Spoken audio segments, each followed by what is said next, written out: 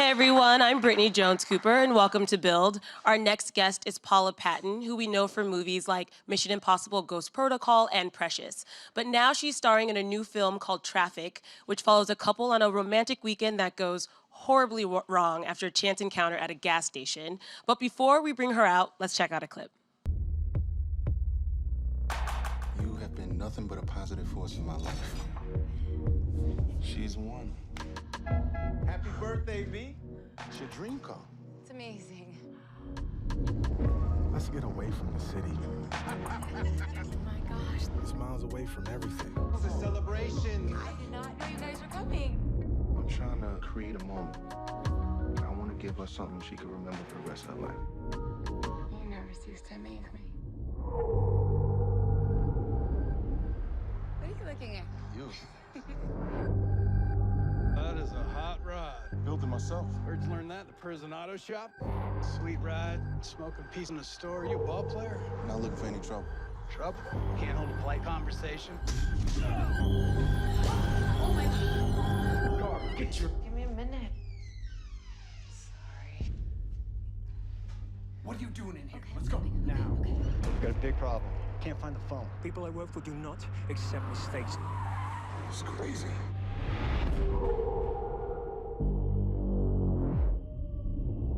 Hey, baby, your phone is ringing. That's not my phone. Hey, that girl. Something in my gut was telling me that she needed help. I think I put my phone in your bag by accident. Let me help you. Just give me the phone. Just give me the phone, okay? We will kill you. Hold on!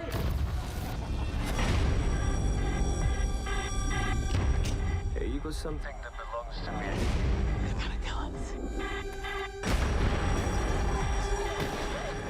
I need help right now, please. I don't know where I'm at. Where are you, little lady?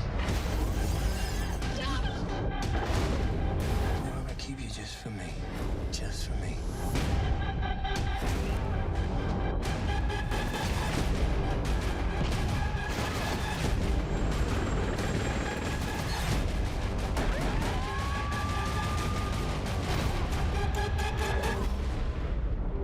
I will find you!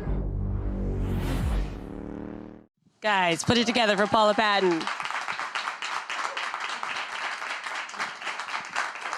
Is anyone else feeling like a little on edge after watching that trailer? Just like a little bit? I watched the screener and I was definitely like hiding behind pillows. So mission accomplished there. Great. Last time you were at Build, you sort of teased that Traffik was something you were working on, and that was, so how does it feel to be at the end of the project and here promoting it? Oh gosh, it's a celebration. It really is. I mean, we had finished shooting it by the time when I was talking to you last, and not you, but someone else here. And you know, it's such a long process to make a film and then finally let it be seen by everybody. And you know, you just want everything to be as fun as possible. So I'm just looking at it as a celebration, you know? And is this your first like thriller type of movie? You've done No. like intense action-y things, but this is scary. It's true. I mean, I've done some scary movies and thriller suspense. I mean, I guess, you know, everything. I try to think of everything as a new experience, and I mean, but you're never reinventing the wheel. You know, you are. That's like, it's like, you know, it's just. I don't even know if I did that the right way, but you know what I'm trying to say. know exactly. Nothing's that new. It's always about the way that we come at it, and hopefully, you know, you find a unique way to tell the same stories. But that's what it is.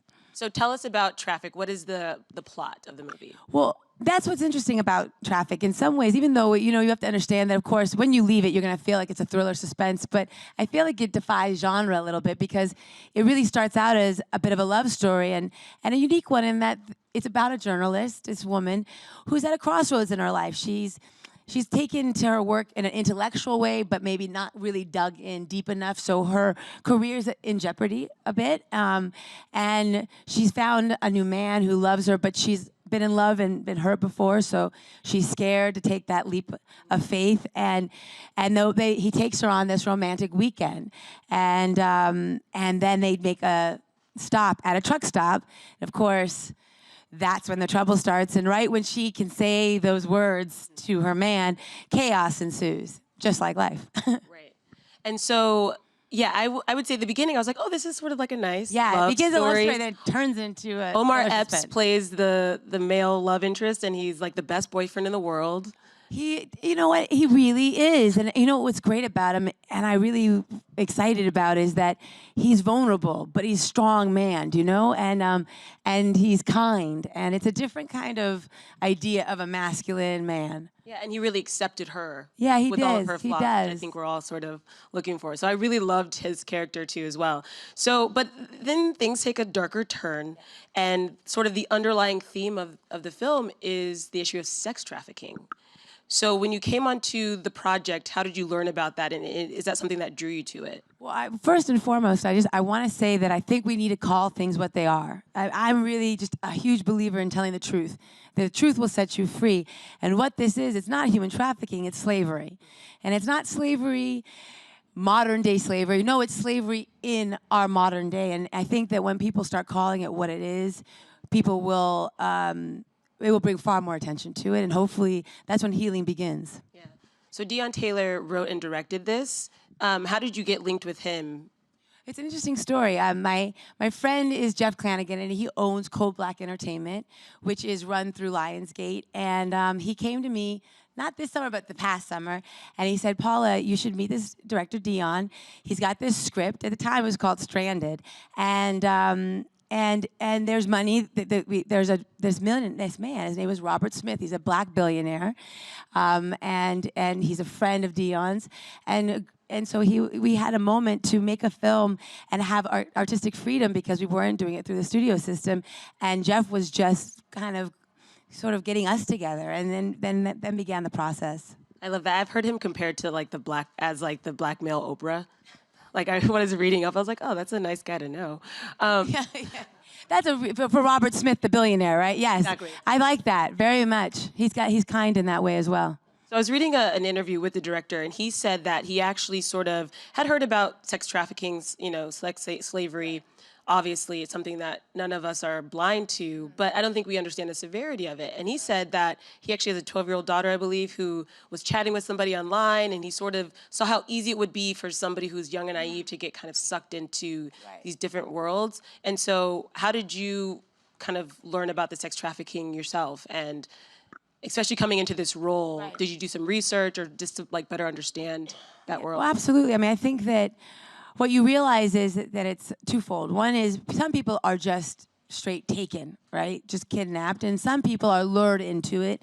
And that brings up something that's very important to me, that I realize I don't know how to solve this problem at all. But I have thought a lot about what could we do to prevent it, because it's the mind of somebody that's insecure and lacks self-confidence, that's able to be easily manipulated by these people, but also that we lack community, you know, like nobody's looking out for each other anymore. Even if the parents aren't there, somebody else's parents should be like, I see you, and if you're doing wrong, we should know right and wrong and be able to tell another child, hey, I got your back, I'm watching out for you, I'm gonna tell you when you're doing wrong, but I'm also gonna take care of you when something wrong is happening or could potentially. And everybody's turning a blind eye. And it's a sad time that way, but that's okay, because I have faith that we can and want to be more, do you know? And I think, I look at my son, and every day they have homeroom, and I thought, if in a homeroom, starting in kindergarten, right, children were taught the power of their mind.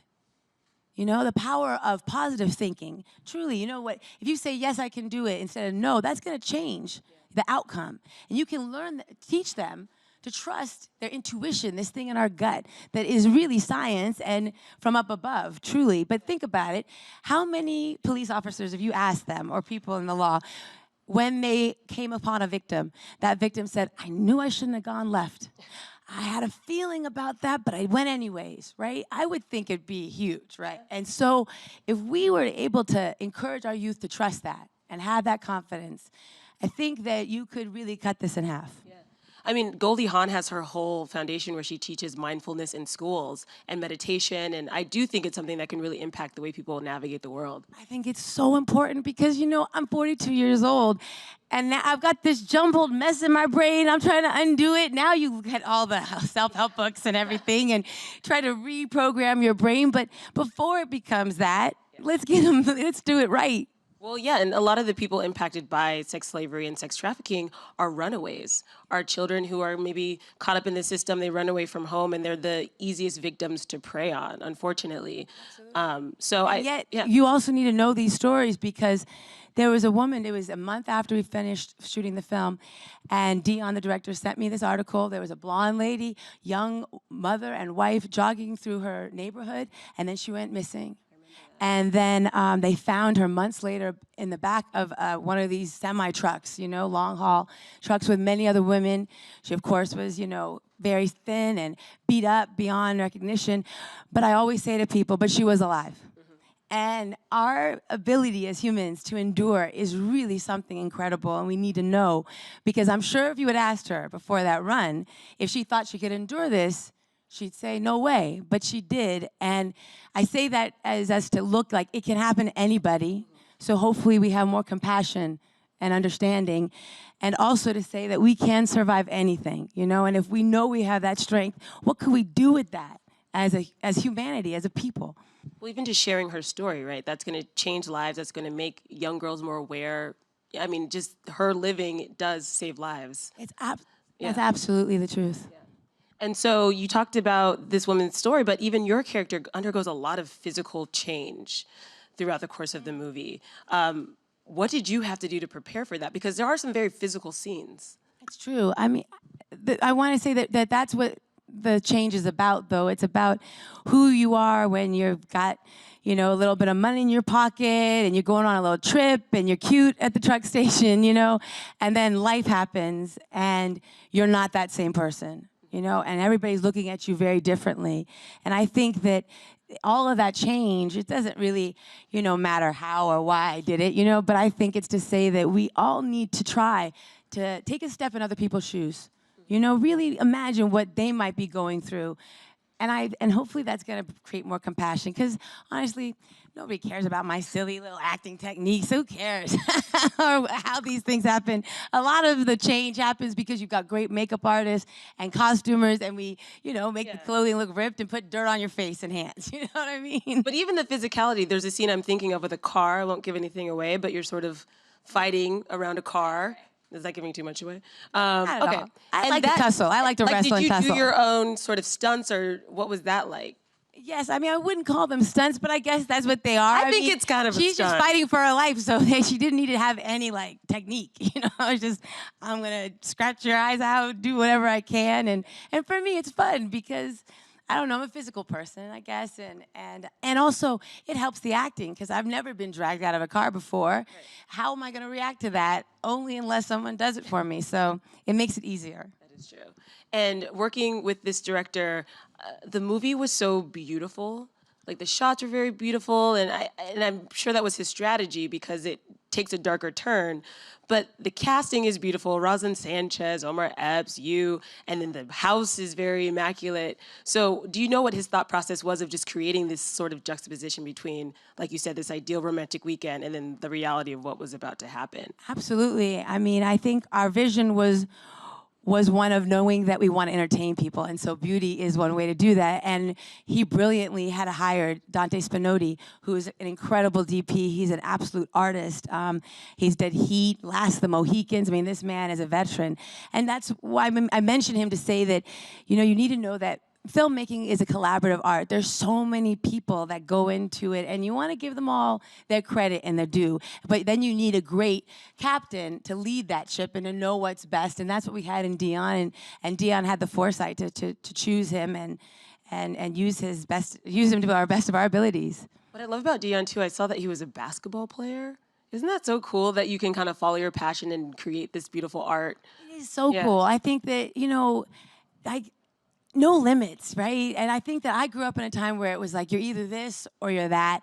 And it's so exciting right now that absolutely you can be a ball player and then be a director. And then after he's a director, if he wants to go and be an astronaut, why not? You know what I mean? Like, your life is yours to live, not by anybody else's standards or what they think is right and wrong.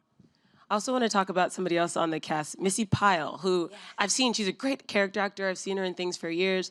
This role for me, though, she really stood out. And I was shocked at kind of how deep she went into her character's scariness in a way. Yeah, no, she did a great job, and yet again, a great example of somebody who's seen more as a comedian, but Deon was able to see how great it would be in this, in a scary way, to turn it inside out. And I think it's kind of the perfect thing because, I mean, we don't want to give away too much, but she is meant to trick you at the beginning. So you're meant to see the happy-go-lucky Missi Pyle of it, so to speak, and then be scared to death when you see who her true person is. Yeah.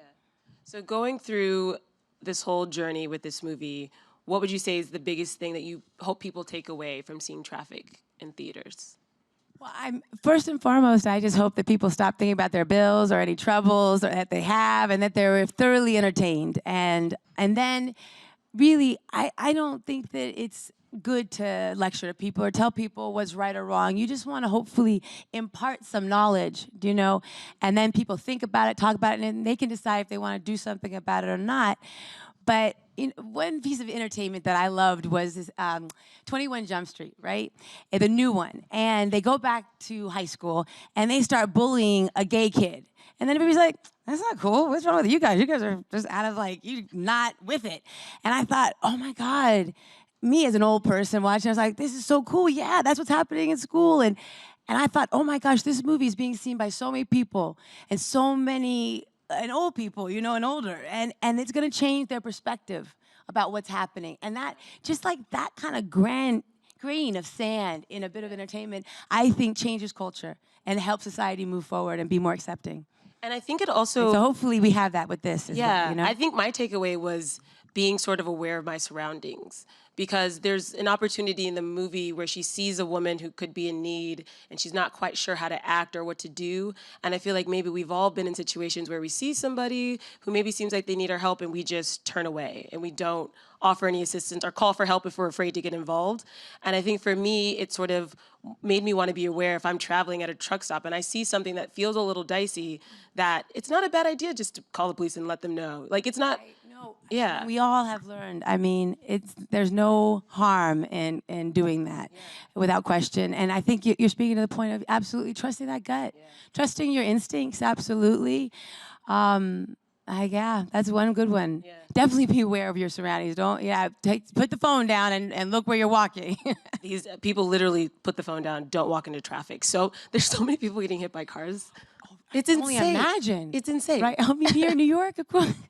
So I was researching you a little bit before this, and I saw this crazy thing about Meghan Markle. And I know you've talked about it, but I think the audience deserves to know your connection with Meghan Markle because it's fantastic. It's just a cute kind of coincidence, is that when I was getting married to my ex-husband, Robin, at the time, we were getting invitations, and the thing was supposed to be that you handwrite the address and the name on the envelope. And I was like, well, it will never get to anybody if I do that. And so I was at a stationery store where I got the invitations, and Meghan Markle was working there. And she told me that she did calligraphy and that she was, you know, obviously was going to be a lot better than I. And so I hired her. She came to the house, and at the time, she was an aspiring actress. And she was lovely. She was just, you know, it's funny. I definitely, she's exactly where she's supposed to be, because always kind and sort of had the regalness about her, you know, and just being able to write like that. And just, anyways, and then I saw her years later. I think it was like a film festival or something. She popped in. She's like, Paula, it's Meghan. I'm like, oh my God, look at you. And she did so well for herself. And then this last time was on the cover of a newspaper. I was like, look at that. Go. I was like, perfect. Do you want to return the favor and write her invitations for the royal wedding? Or? I don't think anybody wants me to do that. That would be horrible. There is something amazingly regal about being able to write calligraphy and send like proper invitations out to people. So very much so. Yeah, you saw that very early on in the game. I saw that early in her, yes. Well, Paula, it's been really great chatting with you today. If you guys want to check out Traffik, it debuts on Friday, April 20th. Yay. So make sure you go check it out and give it up for Paula.